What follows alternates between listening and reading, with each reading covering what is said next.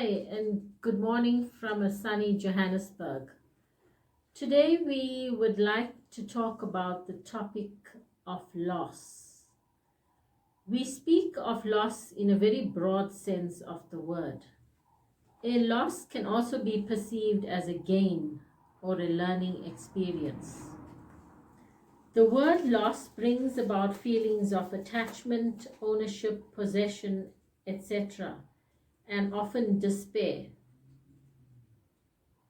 We as a collective have attachment to our parents, grandparents, children, grandchildren, pets, etc. We also attach our feelings to things that we own or possess. Growing up as a child, no one told me that I have a definite time to live on the earth with uncertainty about when it will end and how. But as I have matured through life and education, I discovered that we are mortal beings and that one thing we all have in common is that we will leave this earth and that we are mortal. Every single one of us are mortal. We only have a certain amount of time in which to achieve and realize our goals. A lifetime is a certain or definite amount of time.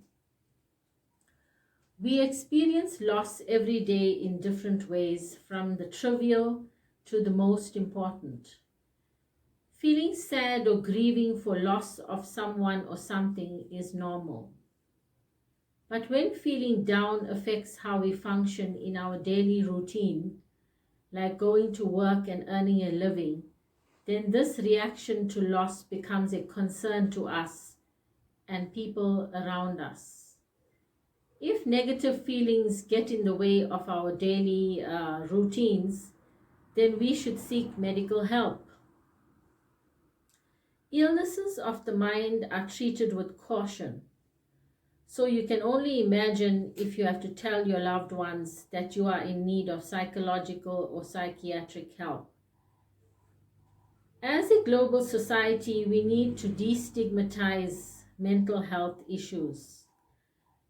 The brain, where mental illness starts, is like any other organ in our bodies. We don't stigmatize kidney disease, pancreatic disease, liver disease, heart disease, etc. But we choose to stigmatize brain ailments. The sufferer from brain ailments is labeled as, maybe he could be mad, maybe she's dangerous, etc. Reactions to mental illness are often from reactions from mental illness come from communities' opinion about how we should view people with mental illness. What will the people think and say? This is what we normally think. But we will leave this topic for further discussion. People of late are losing their jobs and houses and other possessions. If you can, take stock of what you have. Scale down if you have to. Take the time to find a way through and never surrender to calamity. And remember to pick yourself up, dust yourself up, and try again. Please remember that we have been given free will as well.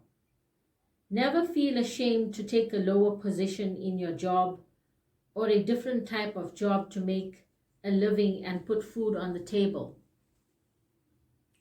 Life is not about having the top job and having opulence. It's about taking one's life's challenges and not worrying about what people think. If you or your choices are made and people do not support your choices that you have made, then you need to re-examine those relationships in a critical and supportive way. And if you are not getting any support, then you need to go it alone. People who genuinely have your best interests at heart will support you in whatever you do. Unfortunately, we live in a society that wants to be in the company of popular people and things, and a society that frowns upon ordinary people and things as well. In my humble opinion, we need to change our mindset. Please remember that loss is a normal part of life. We need to live with what we only need in terms of material possessions. Like human beings in religion, we are all connected by similar teachings, but we choose to find and concentrate on our differences and divide ourselves. The age-old phrase comes to mind: we come into this world with nothing, and we leave the world with nothing. This phrase makes us re-examine our purpose on this earth. Is it to mass excessive wealth and possessions, or to become better persons? I'd like to leave the topic there for now. And as I said, all the topics we discuss are related in some way or the other. And for now, I'd like to say goodbye and keep healthy until next time.